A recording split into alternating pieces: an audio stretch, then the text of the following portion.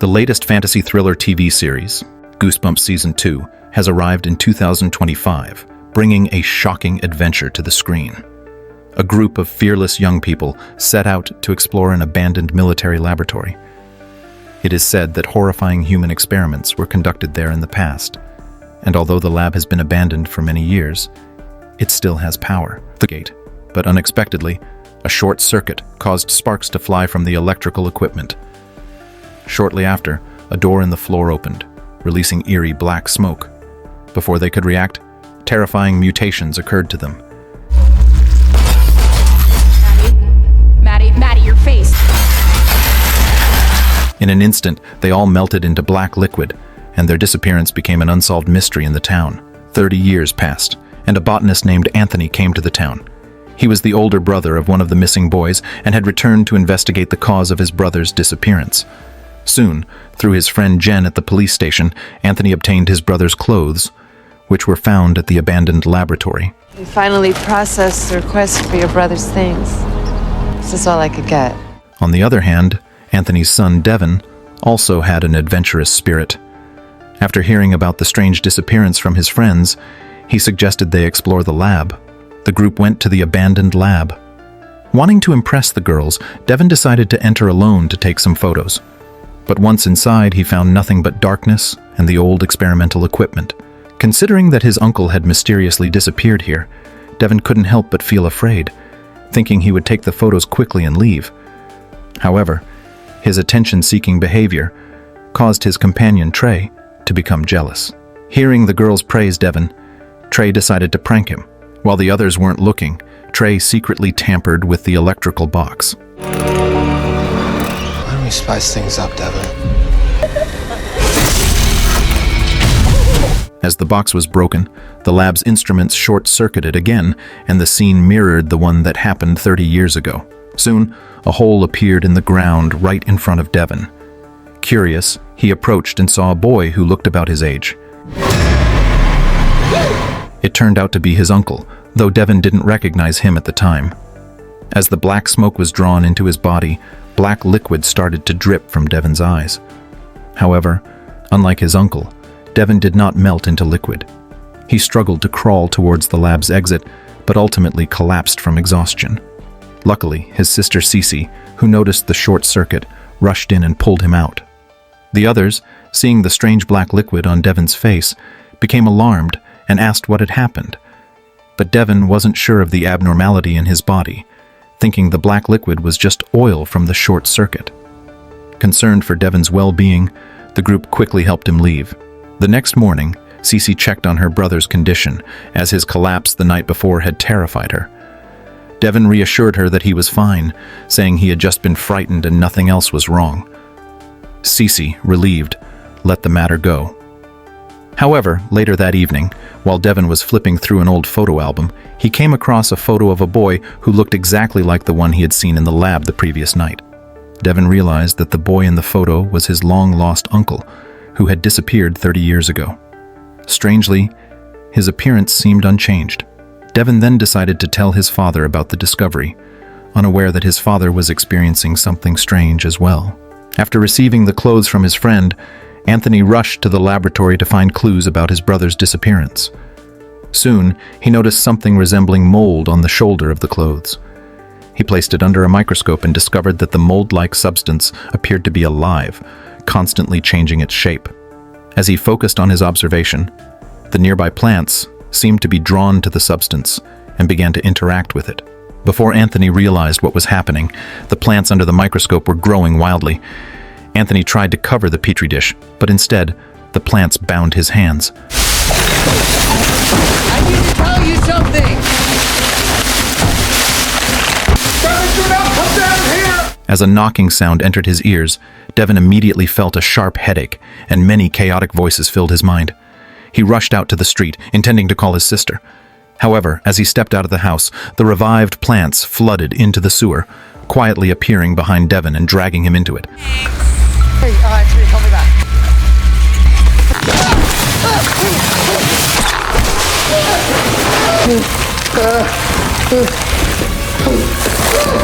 The The plants wrapped around Devon and formed a fleshy ball at the end, spraying spores from its mouth. After Devon inhaled the spores, he felt difficulty breathing. He reached out and grabbed a steel pipe nearby, throwing it out before losing consciousness. At the moment the fence closed, the plants seemed to lose their vitality and immediately retracted. Seeing this, Anthony quickly checked the petri dish in his hand, only to find that it was empty. Could everything that just happened have been a hallucination? But when he noticed abnormalities in his own body, he realized that everything had indeed happened for real. Well, that's not good. State of panic, Devon, in the sewer, also woke up. He walked towards the exit, but it seemed he had no memory of the strange events that had just occurred. How did I get here? Anthony was sleeping when he was disturbed by tendrils growing from his injured arm. Seeing this, Anthony quickly removed the bandages, only to be horrified to find that his previously injured area was now covered in tendrils. He tried to use tweezers to pull out the tendrils, but suddenly a large lump appeared on his arm. Holy crap! There's something in my arm! Anthony immediately grabbed a pair of scissors and carefully cut open the bulging area, trying to figure out the cause of this abnormal mutation. Just as he was about to squeeze out the black foreign object, a wave of dizziness hit him, followed by a pain that felt like his body was being torn apart. Not daring to hesitate any longer, Anthony quickly pulled the foreign object out.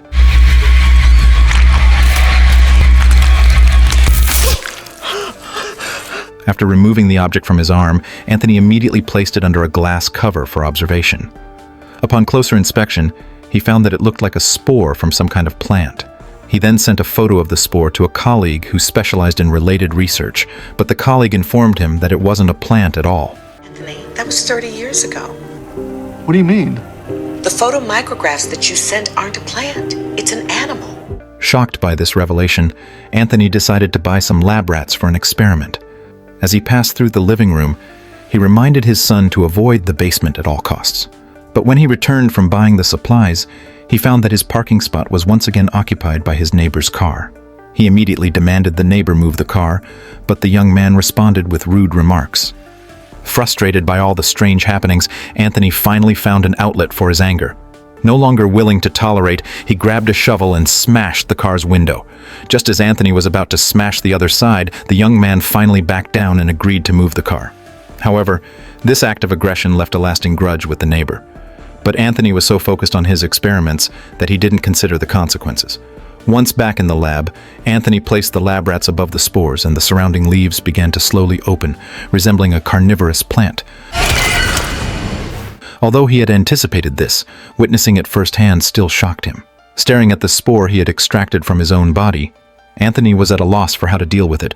He quickly put on gloves, grabbed a trash can lid for defense, and carefully placed the spore in the freezer. He then planned to go out and find larger corpses for further experiments, once again reminding his son not to go near the basement. Although his son promised not to, Anthony had forgotten that he had already made an enemy of the neighbor. As night fell, Trey came to the house and kicked in the basement window. He had originally planned to have his girlfriend Frankie help him cover, but Frankie found his actions disgraceful and left without a word. Trey, unfazed, climbed into the basement through the window. He was shocked by the sight of all the strange and unusual plants on the shelves. However, he quickly remembered that he hadn't come to sightsee, so he began to recklessly destroy everything. Little did he know, a great danger was quietly closing in. After venting his frustration, Trey decided to take a photo with his achievements. At that moment, the freezer slowly opened. A few hours later, Frankie, who hadn't seen Trey return, came to check by the window, but no matter how much she called out, she received no response. With no choice, she entered the basement. After searching for a while, she couldn't find any trace of Trey. Frankie dialed her boyfriend's number, only to find his phone had been left on the ground. She began to feel afraid. As she prepared to go upstairs to search for him, she failed to notice that the freezer in the corner was slowly opening. Mr. Brewer! Hello? Hearing strange noises, Frankie hurried downstairs, thinking Trey was playing a prank. But then, a terrifying large hand appeared behind her. Trey?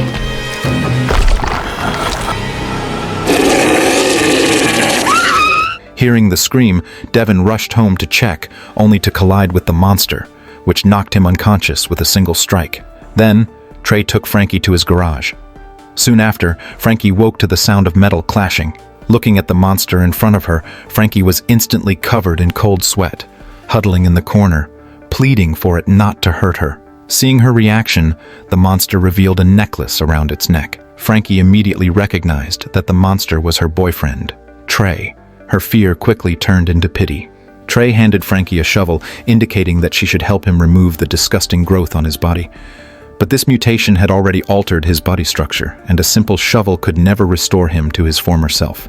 Realizing the situation, Trey's emotions began to spiral out of control. This was the true manifestation of what happened to a normal person after mutating.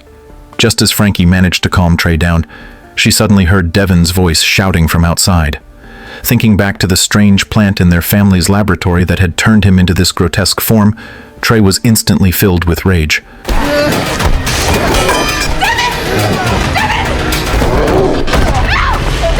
Frankie tried to convince him to stop, but Trey seemed to have lost all rationality, only wanting to kill Devin.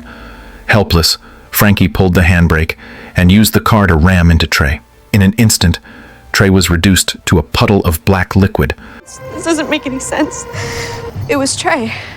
We gotta get out of here. Come here. But after the two of them left, the black liquid on the ground began to move again, attaching itself to the car, even repairing the shattered windows. The next morning, a girl saw the car parked by the side of the road. In a hurry, she got into it without noticing the black liquid oozing from the seams. However, she soon realized something was wrong when all the car's systems suddenly powered on, and no matter how much she tried, she couldn't turn them off. You wanted to! Why'd you leave the keys up on the table?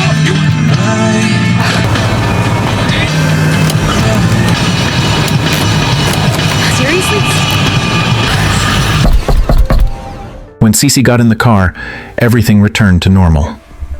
Alex, assuming the car was just old and malfunctioning, didn't pay it any mind.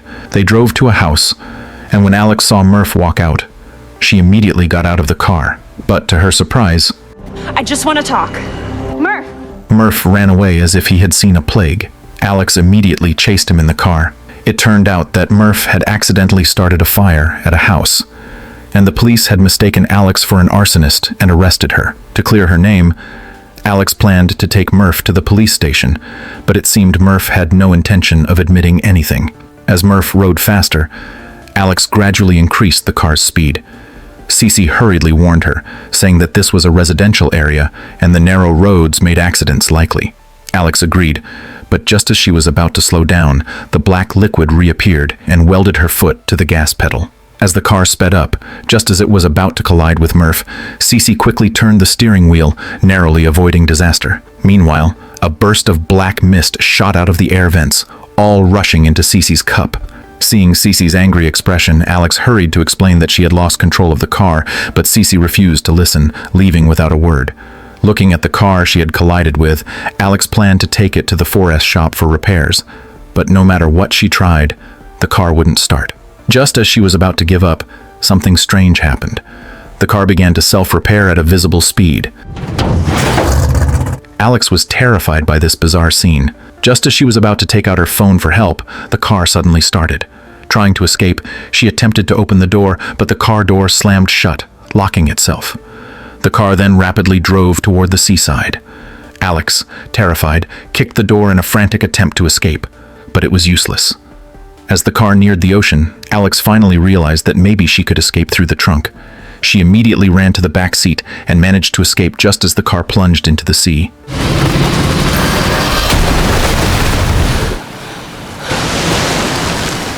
Even after sinking to the bottom, the car continued to speed forward, eventually turning into a puddle of black liquid, returning to the abandoned laboratory. Anthony, excited with the animal corpses he had brought home, suddenly noticed that the lab door was wide open. Seeing the lab in disarray, Anthony felt something was terribly wrong. He quickly opened the freezer and found that the spore that had grown from his own body was gone, leaving behind only black liquid and a boy's clothing. Anthony immediately thought of his son Devin, but thankfully, he confirmed that Devin was safe. As he wondered who could have taken the spore, he noticed an open manhole cover on the side of the road. He then found a broken vine in the sewer and brought it back to the lab. Cutting into it with a scalpel, black liquid poured out. He quickly squeezed the liquid into a petri dish. Wait a minute. And something eerie happened. The liquid began to gather in one direction. As if attracted by something, Anthony immediately realized that he might be able to find the missing spore by following the direction of the liquid. Soon, following the liquid's path, Anthony arrived at the abandoned laboratory, the same place where the mysterious disappearances had occurred 30 years ago. As Anthony ventured deeper, the black liquid seemed to lose its vitality, suddenly coming to a complete standstill. Just as Anthony cautiously surveyed his surroundings, a naked boy appeared before him. The boy was none other than Trey, who had transformed into a monster, and was then smashed into black liquid.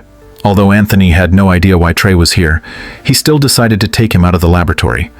However, it seemed Trey had lost all rationality, as he didn't respond to anything happening around him. Reluctantly, Anthony called Jen. Anthony? Jen, I was right. It's happening again.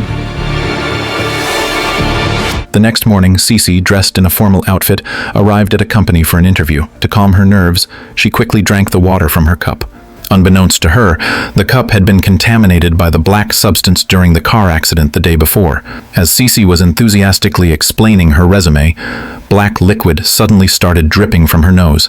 She tried to check herself in the mirror, but before she could, a sharp, excruciating pain seized her, and the interview had to end early. She went straight to her mom's house, where she expelled a large amount of black liquid. Feeling much better afterward, she immediately called Devin to explain the situation.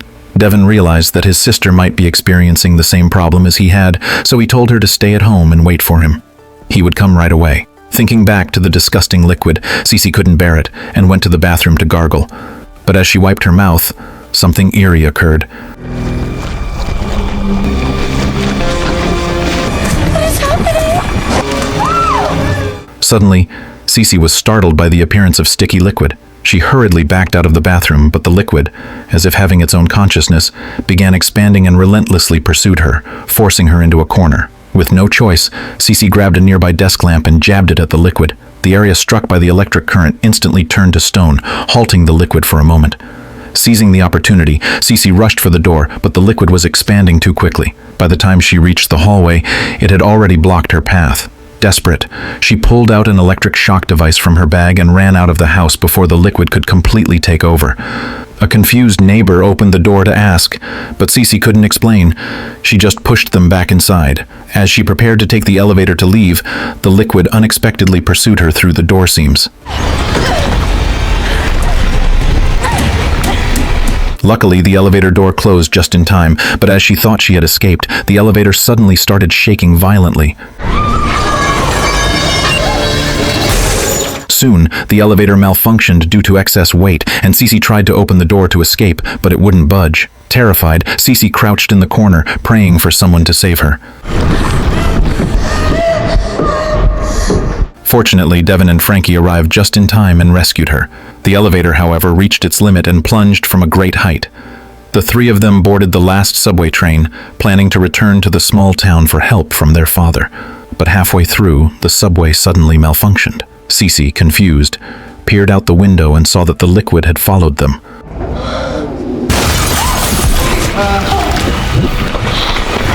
As the glass of the train window shattered, the liquid poured in rapidly. Cece was forced to separate from her brother and run. Devin, realizing that the liquid's target was Cece, urged her to run quickly. Cece, without hesitation, ran toward the back of the train, with the liquid in hot pursuit. After escaping the train, Cece tried to flee through the station, but the station gates were already closed. As the liquid continued to chase her, Cece heard the sound of a horn behind her. Seeing the high-voltage danger sign on the ground, a bold plan formed in her mind. She jumped off the platform and ran along the railroad tracks, with the liquid following her. As the liquid made contact with the high-voltage electricity, it turned to stone at lightning speed.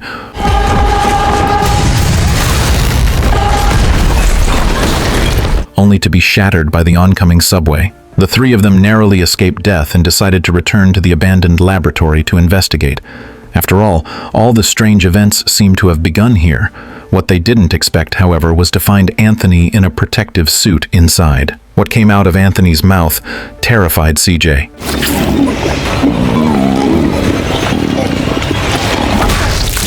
Just before it could be expelled, CJ's friend arrived just in time to knock Anthony's head clean off. But strangely, even after his head was detached from his body, Anthony could still speak. I was not gonna believe this. You can join me too. All of you. Time rewound to one day earlier. After finding Trey in the laboratory, Anthony immediately took him to the hospital. However, after a checkup, the doctor found that the boy's body was fine. His current state was likely caused by extreme shock. Relieved, Anthony and Jen felt some ease. What they didn't expect was that after the doctor left the room, he threw his white coat into the trash. I got turned around. Do you know where the ICU is? Sorry, I don't work here. Once everyone had left, Anthony took out the petri dish and noticed that the black liquid hadn't changed. He was certain now that Trey's body hadn't been infected, but just as Anthony was about to leave the hospital, he saw that the black liquid in the petri dish began to react. Quickly, he looked toward where the liquid was gathering, only to realize it was pointing to the doctor they had just seen. To get to the bottom of things, that night, Anthony donned his protective suit and returned to the abandoned laboratory. After a thorough inspection, he quickly realized something odd. Despite having been abandoned for 30 years, the lab's equipment still had power. Curious, Anthony reached inside and successfully turned on the control room switch. In the next moment, a circular pit appeared before him. Anthony cautiously walked forward to inspect and discovered a massive hidden space beneath him. Just as he hesitated whether to go down, a cloud of black smoke suddenly shot out. Startled, Anthony fumbled to shut off the console switch and hurriedly fled the laboratory. Soon after, however, his body began to undergo strange changes. He felt as if he were drained of energy. His whole body became hot, sweating profusely, and he couldn't stop sneezing. Anthony assumed he had caught a cold, so he took a few fever-reducing pills and casually ordered takeout. The takeout arrived on time, but Anthony forgot his wallet and signaled the delivery person to come inside to retrieve it. However, as they returned to his room, Anthony couldn't help but sneeze again. CJ immediately asked about Anthony's condition, but Anthony stood silently in place, not responding. Just as CJ was about to approach, You okay? I don't think so. he was frightened and fled. Anthony quickly grabbed a mirror to check and was shocked to see that his right eye was covered in black liquid and hanging out of its socket. Fortunately, his eyeball was still functional, so he quickly pushed it back into place.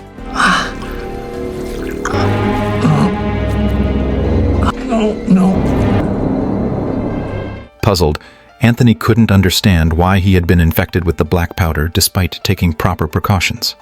He rushed to the laboratory and found a tiny tear in his sleeve, clearly from last night when he had panicked and accidentally torn it. To prevent CJ from spreading rumors, Anthony calmed himself and called the delivery person again, explaining that the earlier incident had just been a prank and hoping they could come back to settle the bill. CJ, hearing the calm tone on the other end of the phone, didn't suspect anything and cursed the dullness of the situation while heading back to Anthony's home. However, he found it strange that Anthony seemed confused by his return visit, as if the person who had called earlier wasn't actually him. Soon, Anthony realized what had happened and quickly urged CJ to leave. You should go. Run. What? Meanwhile, Trey had regained his sanity after being discharged from the hospital, but had no memory of becoming a monster. To figure out what had happened, Frankie called Devin, and they arranged to meet at Devin's basement. At the same time, CJ was taken to the basement by Anthony and tied up. He anxiously begged Anthony to let him go, unaware that Anthony had already been controlled by the black liquid. Anthony calmly told CJ that they couldn't be discovered by humans yet. And everyone will know us. Everyone will be us. He planned to force CJ to drink the black liquid, to transform him into one of his kind. In a panic, CJ shouted Anthony's name, causing Anthony to briefly regain his senses. CJ thought the danger had passed, but the next moment, Anthony was once again controlled by the black liquid and attempted to force the liquid into CJ's mouth. Just as Anthony was about to succeed, CJ violently jerked his head, breaking Anthony's finger. Strangely, Anthony didn't feel any pain. Instead, he found this phenomenon quite intriguing. At that moment, there was a knock on the door from upstairs. Anthony quickly forced his finger back into place and covered CJ's mouth before heading upstairs. There, he found Jen from the police department, who brought a videotape related to a missing persons case from 30 years ago, hoping it would help Anthony. Meanwhile, CJ, tied up in the basement, anxiously tried to scream for help, but with his mouth covered, no sound came out. He could only shake the chair in an attempt to catch the attention of those upstairs. After a while, Anthony sent Jen away and returned to the basement, only to find that CJ had escaped, leaving only the chair behind. As Anthony searched for CJ, the latter suddenly jumped out from a corner and knocked him to the ground. So sorry. CJ seized the opportunity to escape, but Anthony was again controlled by the black liquid and was determined to assimilate CJ using the most primal methods. Just then, Frankie and Trey arrived just in time, knocking Anthony's head clean off his body with a single blow. However, even with his head detached, Anthony didn't die. I have a plan for you. He wanted them to reattach his head, but everyone was so terrified by the scene that they hastily fled the basement. Back in the living room, they quickly discussed the situation. Frankie speculated that the entity in the basement might not have been the real Anthony, just like Trey had remained intact after being crushed into a monster. At this moment, CJ noticed the videotape Jen had brought, which had Devin's uncle's name written on it. They decided to head to Trey's house to watch it, hoping it might explain the strange occurrences. Unbeknownst to them, just as they left, the mysterious woman from the hospital arrived at the basement and took Anthony away. When Anthony regained consciousness, he found his head placed on an operating table. To his surprise, he didn't die from this, and his mind was still very much aware, even able to speak. Oh my, whose body is that? Is that me? The woman calmly explained that Anthony's body had been infected by the mysterious black substance, which had turned him into a sludge-like creature. If not dealt with in time, it would result in more humans being assimilated by the substance. She then used a machine to disassemble Anthony's body. Under the machine's light, Anthony's body quickly dissolved into black liquid. Well, you're not doing a very good job. Tell me about it. Before long, his entire body was dissolved and drained into the sewer through an outlet, eventually returning to the abandoned laboratory as a black, amber-like giant stone. Meanwhile, the kids were watching the 30-year-old videotape at Trey's house, learning that the people from that time hadn't disappeared mysteriously, but had been infected by the strange substance and transformed into black liquid. However, they soon discovered that one of the girls, after turning into liquid, miraculously restored her body. The girl then saw the other companions trapped in a lake.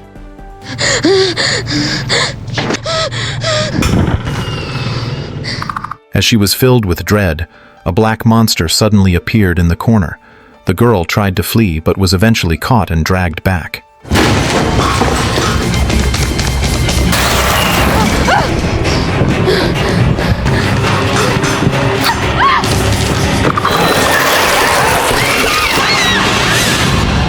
At this moment, Cece grew uneasy because Devin had just received a phone call saying he was meeting a girl by the sea. She immediately called to inquire, but by now Devin had been controlled by the girl and the two were heading toward the abandoned laboratory. Soon they reached the laboratory rooftop, where the girl told Devin that if he jumped from there he would find his father. Luckily, Cece and Trey arrived just in time, but Devin, determined to find his father, wouldn't listen to their warnings. Cece and Trey had to tell him that the girl didn't exist. Having watched the videotape, they knew that the girl had already been dragged into the laboratory by the monster. Devin soon realized something was wrong. You're not real?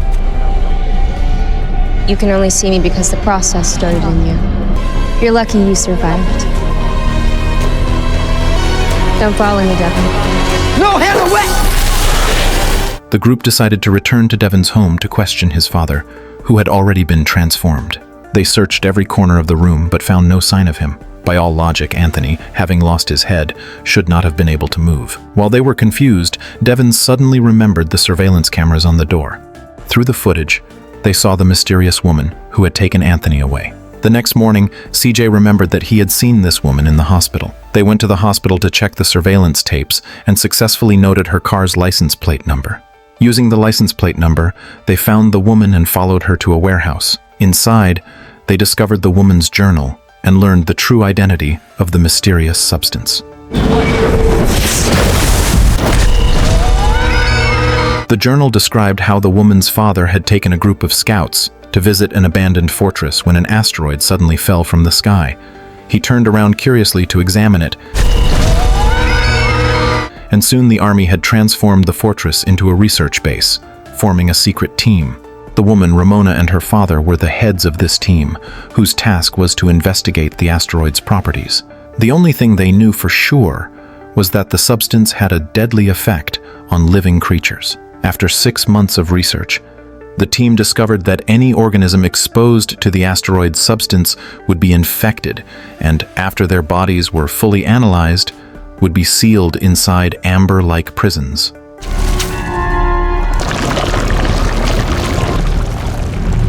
Potting process.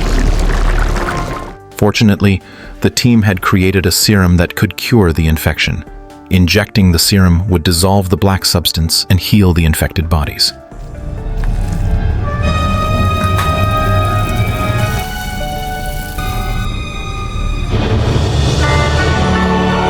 As the research neared its end, Ramona and her father began to disagree. Ramona believed the substance had immense research value, while her father had received orders from the military to destroy the asteroid, as it posed a threat to humanity. Despite the disagreement, Ramona convinced the other team members, but her father remained the leader, and the decision was ultimately his. One day, her father entered the lab with 2 vials of serum, ready to inject it into the asteroid.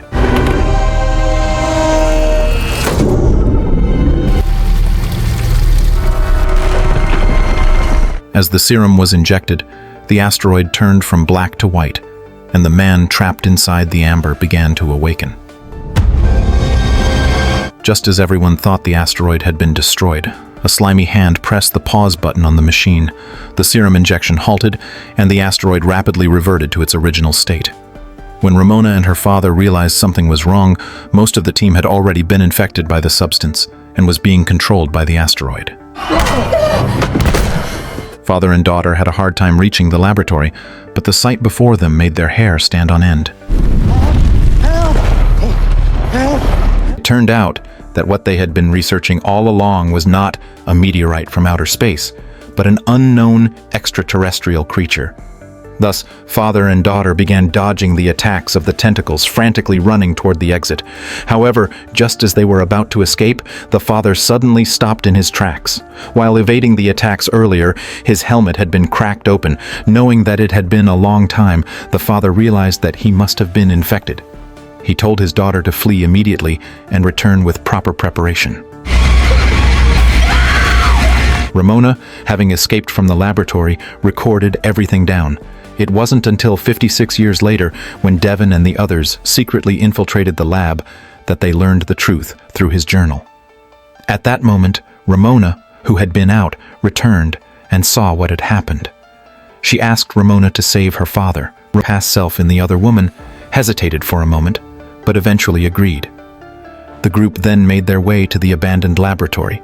Before entering, Ramona injected everyone with a modified serum. This serum would prevent them from being infected by the mysterious substance in the air, but it would only last an hour. After doing this, Ramona opened the laboratory entrance. However, as the children went down the stairs, she had no intention of entering herself. I'm sorry. In order to rescue her father, the children bravely entered the laboratory where the alien creature was located. Luckily, the creature was in a dormant state and didn't attack them.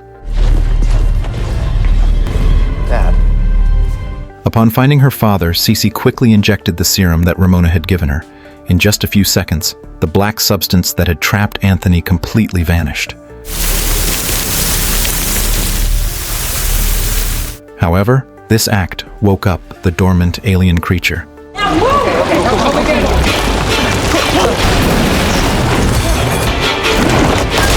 The group had no choice but to hide in the control room. He wanted to save everyone, but Ramona had only given them 1 vial of serum. Now, they didn't know how to escape, let alone save the others trapped in the lab. As they were brainstorming for a way out, Trey suddenly thought of a method he and his father had used while repairing cars. If the system malfunctioned, they could try short-circuiting it to reboot. With a plan in mind, they immediately found the laboratory's circuit diagram. Soon, they located the electrical box. However, to prevent the alien creature from attacking during their escape, someone had to enter the lab to put it back to sleep. As the only adult present, Anthony immediately volunteered. He put on protective gear and quietly entered the laboratory, reconnecting the 2 vials of unused serum. But as the needle pierced, the alien creature stirred again, breaking the serum's delivery tube. In order for the children to escape safely, Anthony disregarded the danger and immediately reconnected the tube. When the alien creature fell back into a coma, Trey seized the moment and shoved a screwdriver into the electrical box. Sparks flew from the instruments, and the system rebooted. The children, having escaped, immediately shouted for Anthony to come out of the laboratory, but they received no response. Fortunately, not long after, Anthony appeared at the hole, bringing with him everyone who had been trapped. It turned out that when the alien creature fell unconscious, the black substance quickly dissipated, and Anthony was able to rescue everyone. This scene was coincidentally witnessed by Jen. Seeing people who had long been presumed dead suddenly appear in front of her, Jen was terrified. After 30 years, the 2 brothers were reunited. Although Anthony no longer looked like his younger self, the bond of family in their blood was something they couldn't sever. However, Anthony's joy was quickly shattered by a few words from Jen. She knew that the sudden reappearance of 4 people who had been declared dead would certainly cause a huge stir. Moreover, all these years had passed, and their appearances hadn't changed at all. The government and military would certainly capture them for research, but the immediate priority was to destroy the terrifying alien creature. So, Anthony and Jen quickly found Ramona. Put it down, now.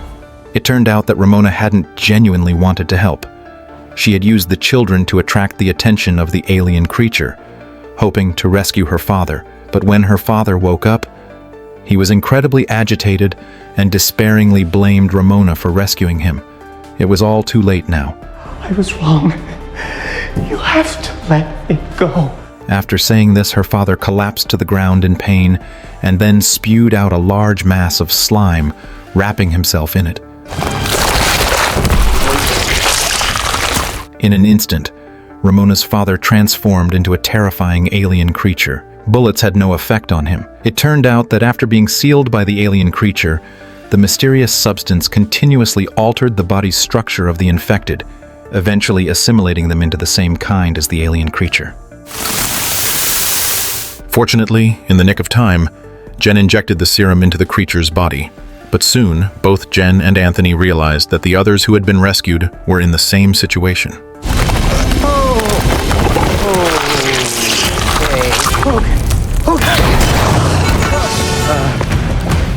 Sure enough, Anthony's brother and the others had all turned into monsters. Okay.